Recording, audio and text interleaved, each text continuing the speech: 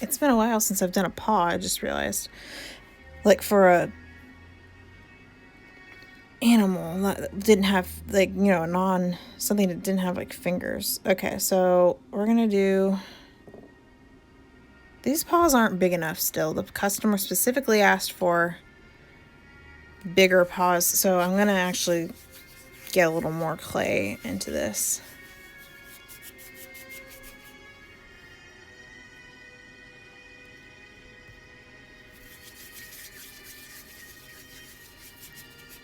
All right. That's better, I think.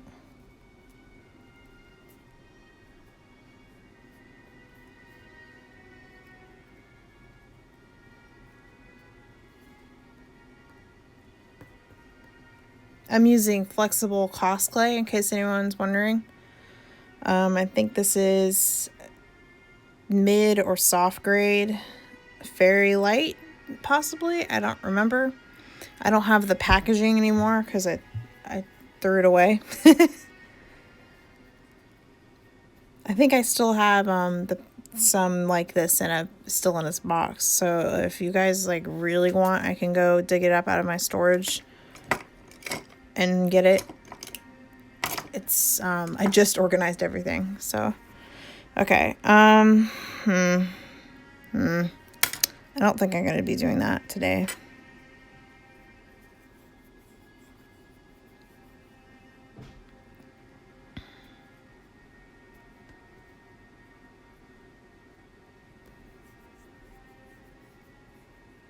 Cosplay is amazing. I don't know how life existed before it. It's literally a dream come true. Ever since I was a kid, I've wanted a flexible clay. Like that, literally, like ever since that's actually why I got into art dolls, is because I wanted to make flexible sculptures and that wouldn't break easily. And please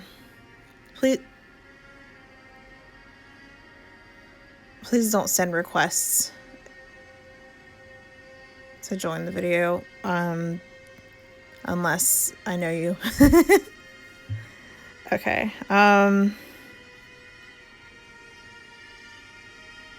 Anyways, what was I saying? Oh yeah, cosplay. Cosplay is awesome. It's just awesome. I have a creature I made with a tail fully out of cosplay, and I haven't shown it to anyone yet because it's not finished, but it's really cool.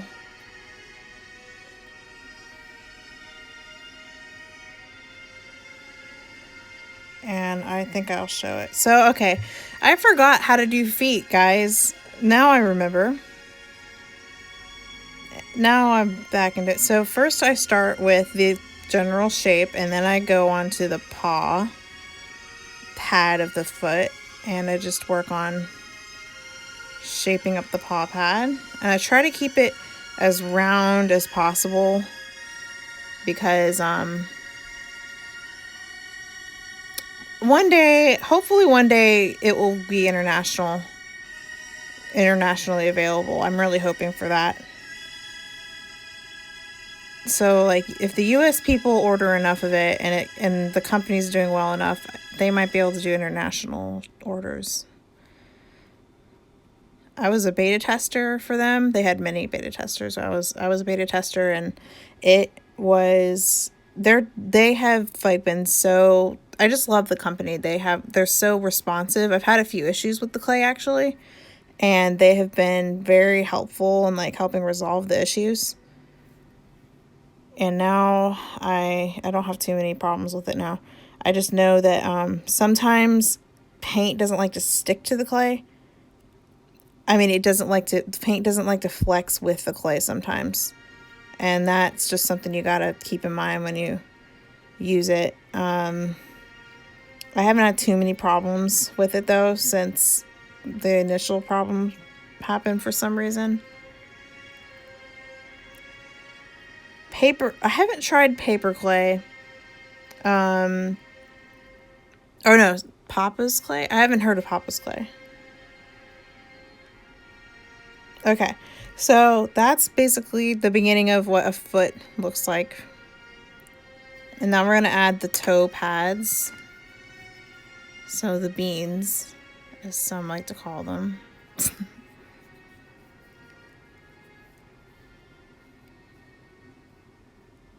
So there's one bean. And you want to make sure it's completely pressed in all around, because if it's not, it can come off if the paw flexes too hard. So I'm going to press all the way in on all sides.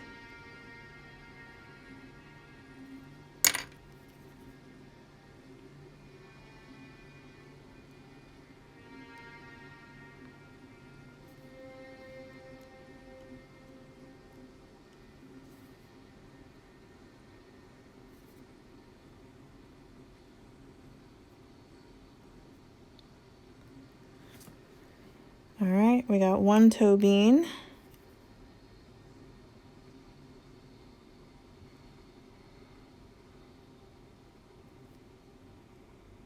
Okay, time to add.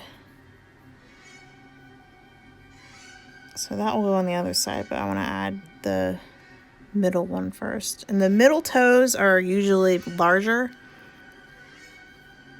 The middle toes are usually a little larger than the outside toes on a wolf or most canines, in my observation.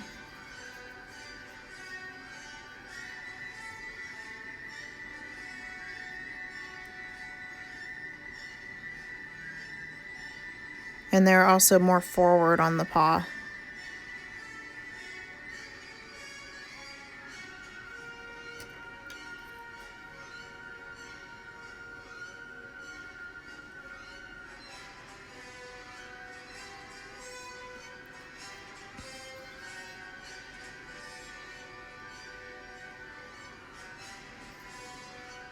Sometimes, if I remember, I will score the paw first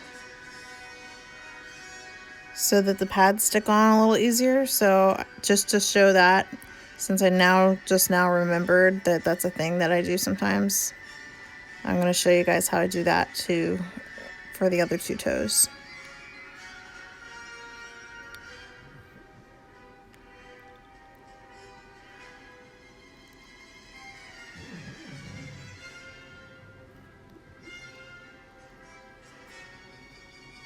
All right, so to score the paw, just get a pointy thing. And just scratch up the area you want to stick your clay.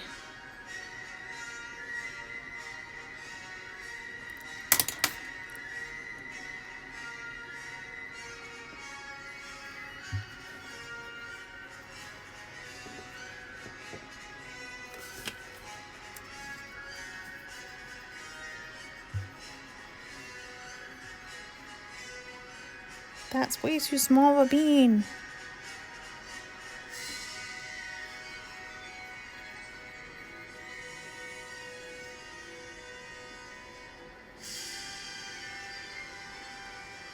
Still a little small.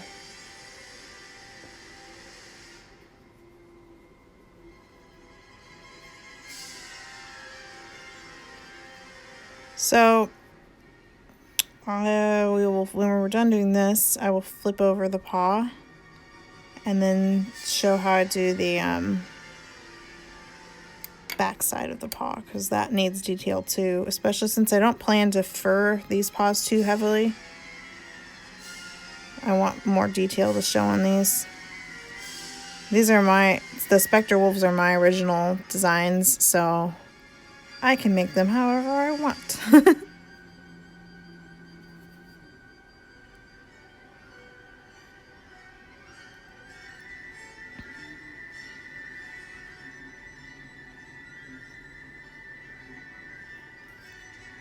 Okay.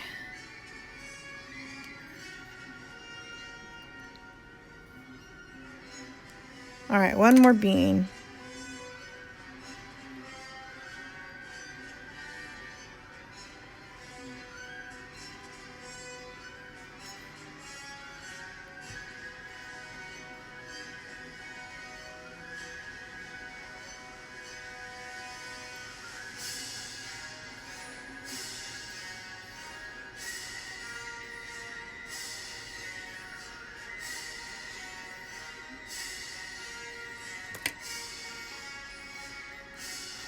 get a little bit of clay. Press it into that crease there.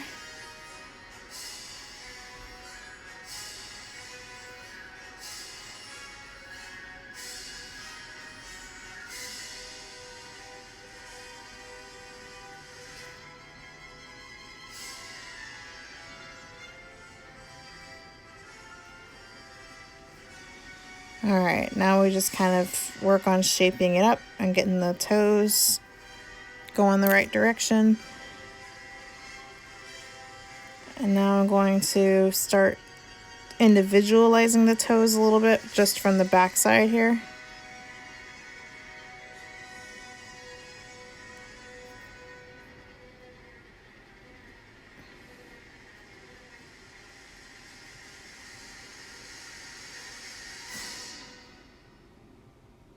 All right, now we're going to flip it over. So it looks pretty bad from this side. So this is the fun part. I just take my pointy thing and I separate the toes out, but I leave like a webbing between them because I don't want them to look like fingers.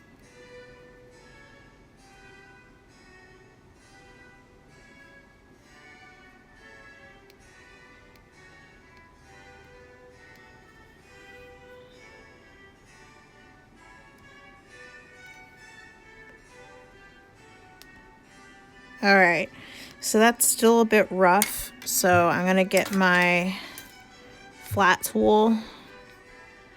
This is a silicone sculpting tool, and I'm gonna press it in between and just like rock it back and forth to try to like add some shape to the sides. Like I'm taking the square edges off my cuts I've just made here. And you gotta be really careful for this part because it's really easy to mess it up. And then it's never gonna quite look right after that, unless you just undo everything.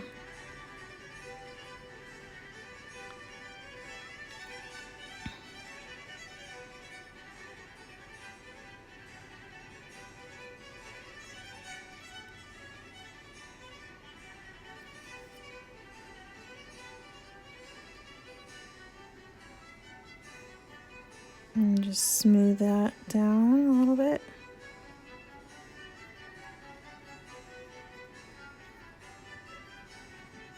It's almost like painting with a paintbrush.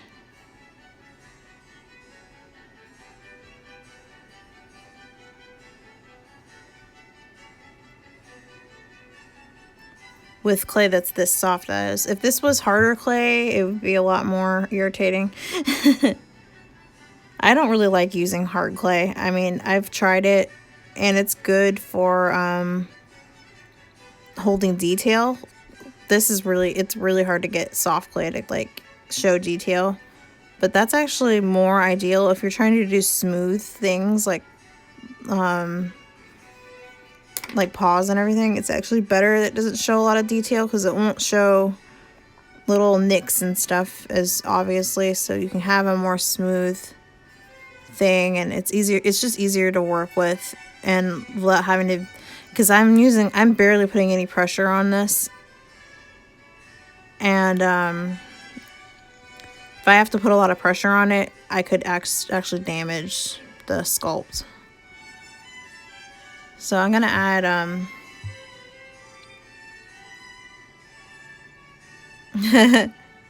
these are actually just your standard. I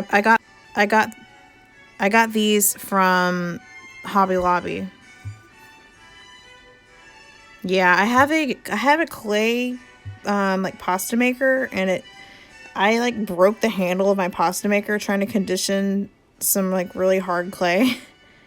So I don't know. And I've tried heating them up with like a heating pad before, and I've actually accidentally cooked clay partially that way. So, you know, trial and error when it comes to conditioning clay. So now I'm just shaping up the toes a little bit using my fingers. You can't get my fingers in the store or anywhere online, so don't ask. Anyway, all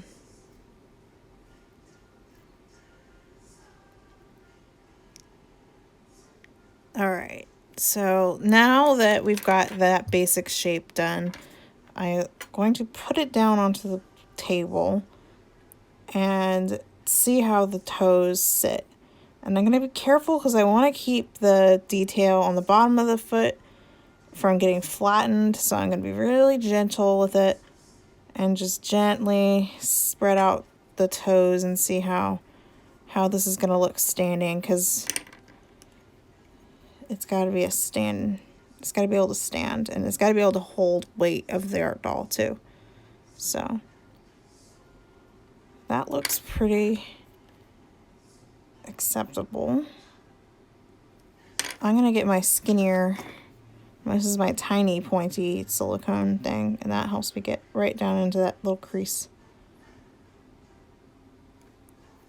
Most of this isn't going to show because this is going to get flocked in fur. So it's not the end of the world. Ooh, look at that though. I made a mistake right there. So I'm going to go back in and fix that real quick.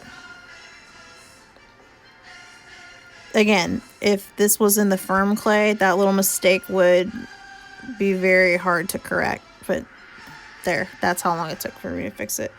Because it doesn't like to stick back into itself, the firm stuff.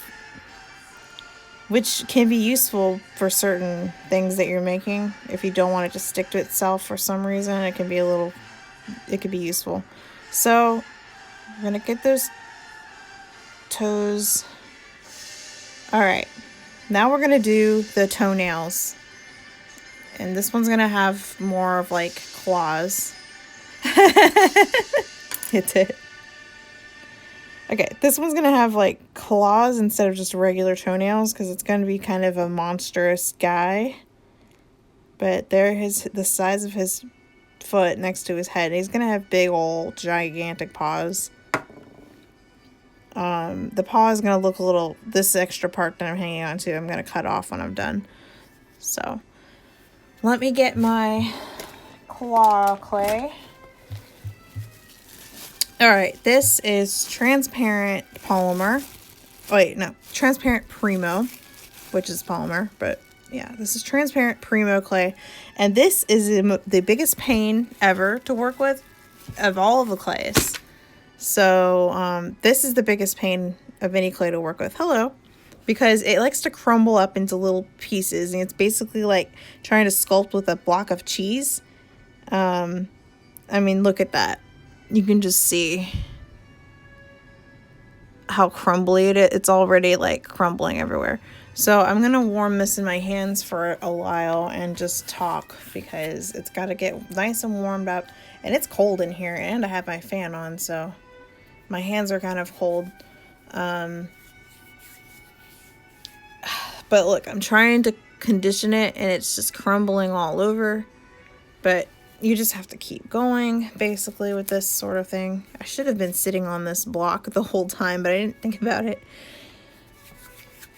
So, hopefully, the friction of my hands rubbing together will, like, soften this up a little bit so that it can be used. But this is the most irritating part of making feet, and it's also not really even required. I feel the need to do this for some reason.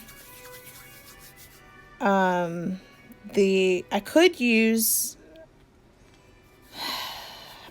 black Primo. Black Primo is really strong, and it works great for toenails. I have had very few breakages using black Primo. White Primo does not work great for toenails. It's not as strong, like in thin little pieces somehow.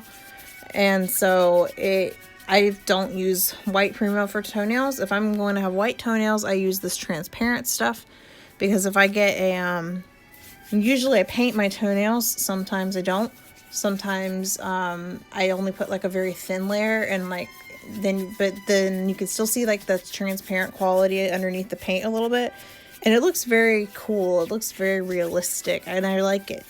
So it's worth that extra effort of like the irritation of dealing with this clay.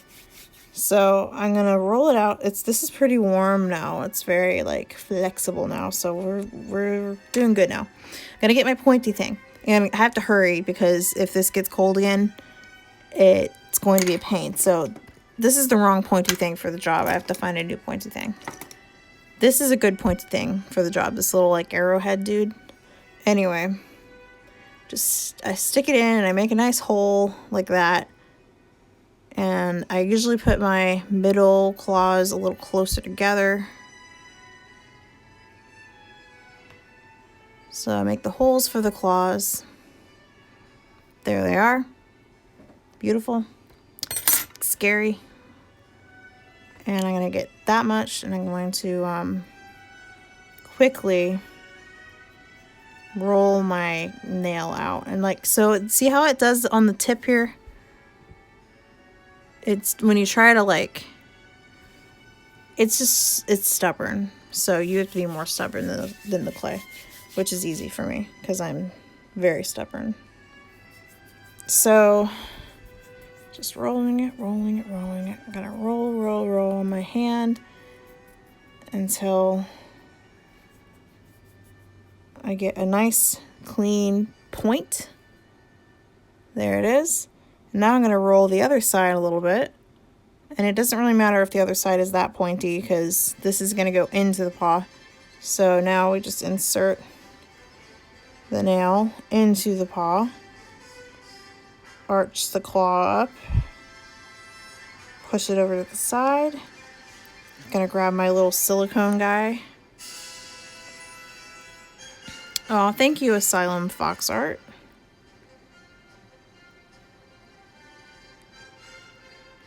And then I'm just gonna like get it pressed into there.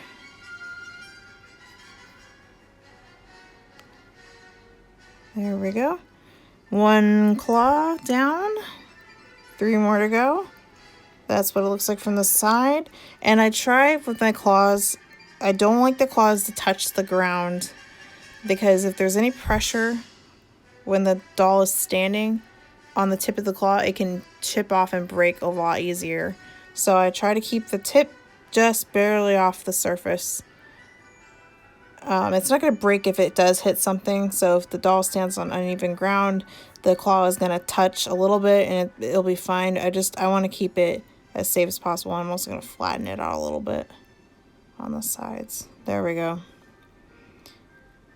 So there's his big old claw, and I'm going to add 2 more up front and then the side one. And then I think I'm going to jump off because I've got to go grab some lunch. So, oh wait, there's a few more little steps. I think we got time. And then always be hydrated when you're making paws. Okay. So it likes to do this. It likes to crumble up. So you just gotta keep doing it until it does what you want. My fingers are really cold too. That's probably not helping things. You can kind of see how. No, you can't. Okay. So, oops. I'm gonna roll this to get a nice tip. There we go. I don't want it to be too sharp because then it will break easier.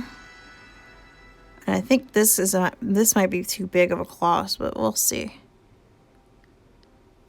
Yeah, that's too big. So we're going to just get a little off.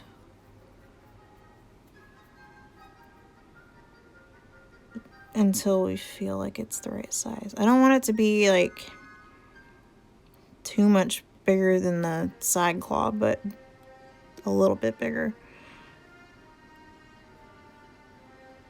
All right.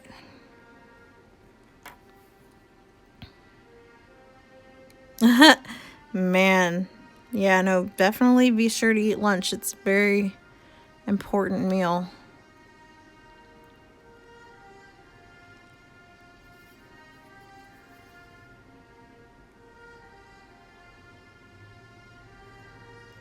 I usually eat lunch at around like 1 or 2 o'clock in the afternoon. So that's usually the time when it's best to contact me if you guys ever need to contact me, because I'm usually not like currently working.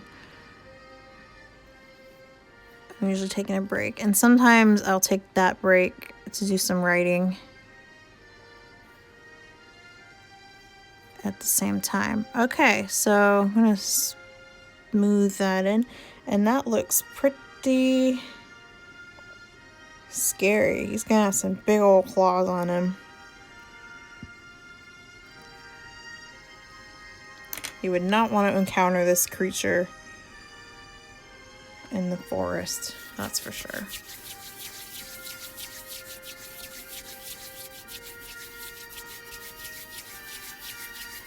Okay.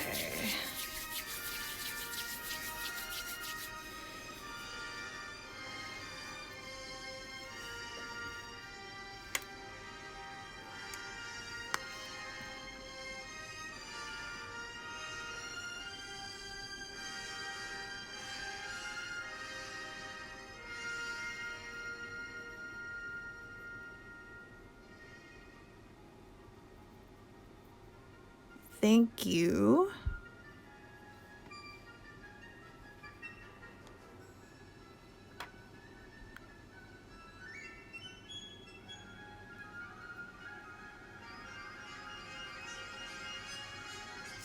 All right. So now we've got a good talon. Just cram it into that hole that we made. That is maybe that's too big.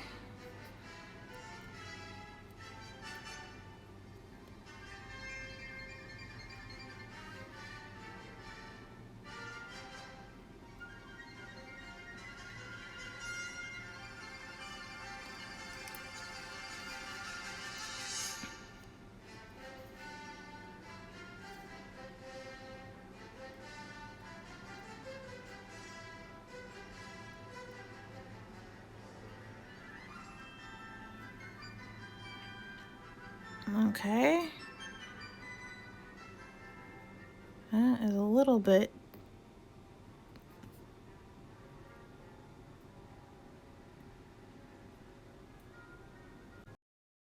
Battery. Oh, my favorite tool. That's pretty easy. This. I don't know why. I use this to paint tiny details with. I use it to poke tiny holes in things like that. It's silicone. It's just this little silicone tip.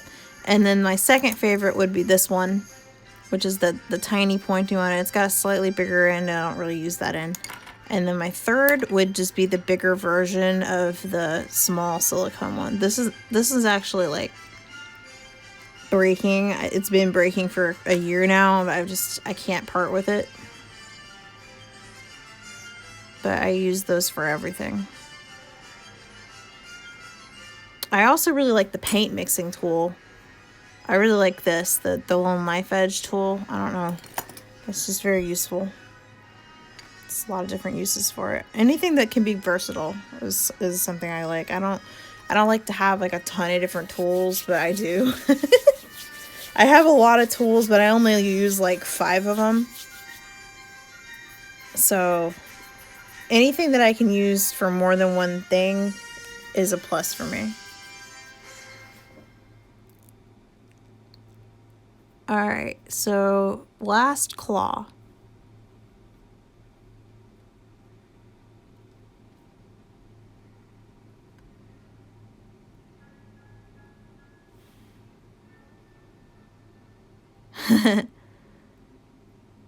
Yeah, I used to not use sculpting tools at all, like some kind of crazy person. I don't know how I managed to do anything. I just didn't have them really. I used like sticks and like not like sticks from outside, but I used like pencils and like the sides of paintbrushes and stuff like that. So I didn't have like dedicated sculpting tools, but I used like, I mean, you know, in a pinch, you can use a paintbrush for a lot of the same things. Like the end of a paintbrush works for a lot, and then you can even use it to roll like pieces of clay with. So if you don't have any sculpting tools, then you can still do plenty of sculpting. Alright, I'm just going to reform the toe beans a little bit because they got a little knocked out of shape while we were working on the top of the paw. And I'm just going to grab my tools and just kind of like touch up in between. Fur is going to go in between these toes, so I'm not too worried about how they look. Okay, so now is the part where we add texture to the toe pads. Now, I didn't used to do this when I first started out, or if I did, I used to go like that and add texture like that, but I don't do that anymore because that is very time consuming. So I'm just gonna get this better. How I want to make sure it looks exactly how I want it to look, because what I'm about to do now is going to be the final finishing touches on the paw. So there it is. Here it is standing, and it's rocking back a little bit because I don't have any pressure put on it. So there it is standing. It is looking good. I'm going to move these claws in onto the sides a little more. I'm going to close it up so it's a little more. I don't want the claws sticking out to the sides a ton because they can get snagged easier. And so I'm actually I'm thinking about shortening these two a little bit, but I'm gonna leave them like that for the moment because we're almost out of time. So here is my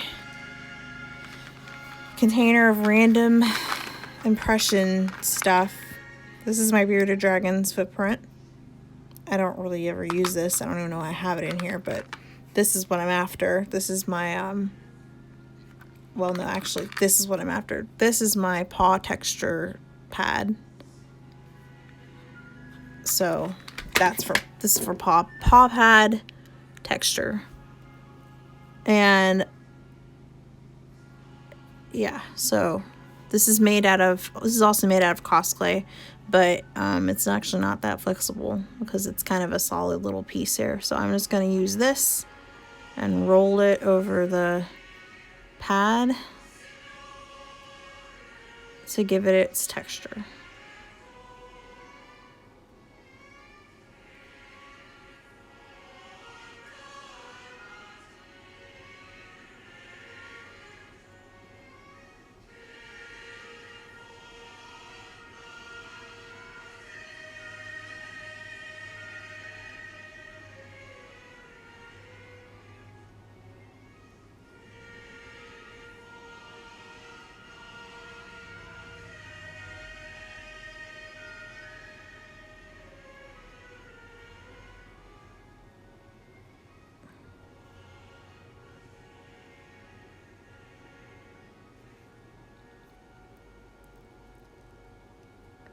Okay, so now the pad has texture, and now that that is done, we can set the paw down, get my knife edge thing, and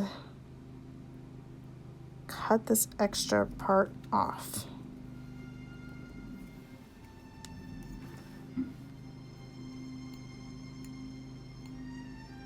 So now we have that. Now we're going to get the wire.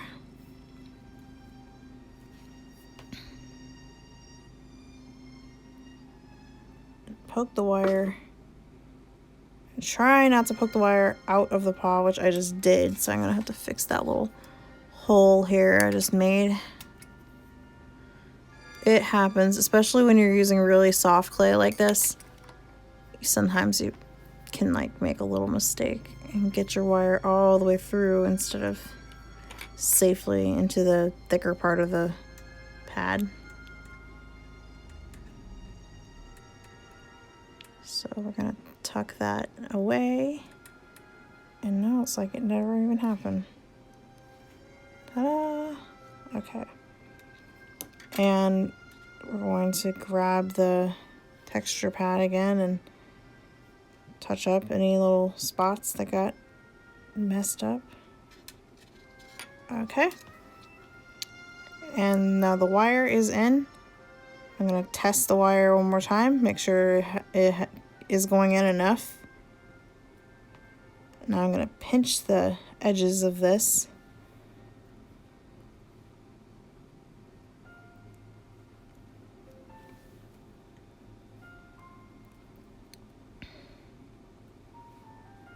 Okay, so I make a little skinny, and this only works for cosplay.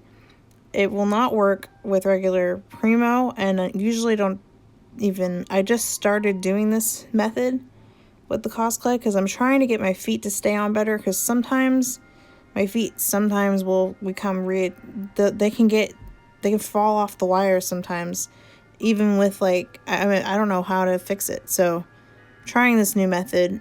So I make a little skinny hole, and that will get filled with glue, and then I'll put my wire back in when it's done being baked. So I'm gonna set this over on my baking tray and then do the rest of the feet on another time. I'm gonna put it right next to the head first. So I like this part because you can actually sort of see the personality of the art doll start to come out. Once you've got the foot and the head together, you can really sort of see what sort of creature it's going to be. So it's going to be about this tall. So the foot will be about that far away from the head. And it's going to make the thing look pretty intimidating, I think. All right, so I'm going to set this up on my baking tray and hope my cat doesn't step on it. And that will be it for the day. Epoxy is good for keeping the wire on. Sometimes epoxy is too good, and I've had it break the wire before, especially if I'm using thinner wire for smaller art dolls. So epoxy is better, in my experience, for larger art dolls. So I would use epoxy for something big like this guy, for his feet. Because this is going to be a very, very massive art doll. Because you just tell, I mean, this is it next to my arm here. This is a big one. So, yes. But for tiny ones, and I consider this a tiny art doll. I work at a pretty large size. I can't help it. Anyway, for ones like this, where I'm using a skinnier wire, I've had epoxy break wires like this if it's too good. So sometimes having the wire like have a little bit of shifting room helps. I don't know. I have not tried epoxy glue before. I've heard that works really well though. I haven't tried epoxy glue. So that might be my next adventure, is to try epoxy glue. And hopefully not poison myself with it somehow. Yep, thank you for watching. I'm going to sign off now, and I will be back whenever I'm back. I'm, again, as always, trying to do these streams, make these a weekly thing, but, you know, life is busy, and I'm not very productive when I'm on the streams. I mean, I was today, but